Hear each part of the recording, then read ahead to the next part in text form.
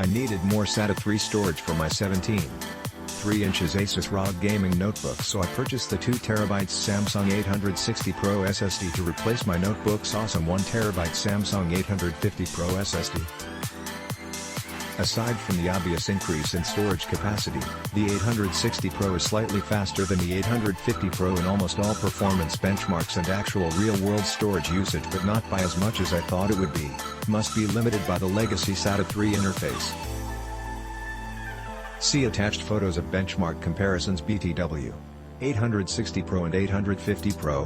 The Samsung 860 Pro has a much higher endurance rating than the Samsung 850 Pro, but it's nullified by only having a 5-year Samsung warranty versus the 850 Pro's 10-year Samsung warranty.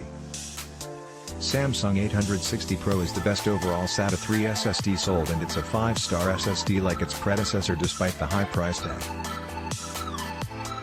If I didn't need the additional storage capacity of the 2TB Samsung 860 Pro SSD, it would not have been worth upgrading my 1TB Samsung 850 Pro SSD BC. Its performance increase alone isn't enough to justify the high cost.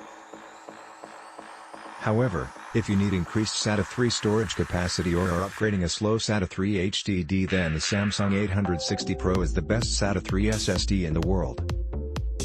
I'm very pleased with this Samsung 860 Pro 1TB SATA SSD from Samsung. I got a pair of 2 upgraded clients tower from 3.5 inches hard drives and breathed new life into the system's performance. I also took the opportunity to run a little performance testing. It did well. I used Crystal DiskMark to benchmark drive performance. It tests with and without command queuing. Since all current operating systems I use, Windows 7 and later, Linux and Mac, all enable command queuing by default, it'll focus on those results.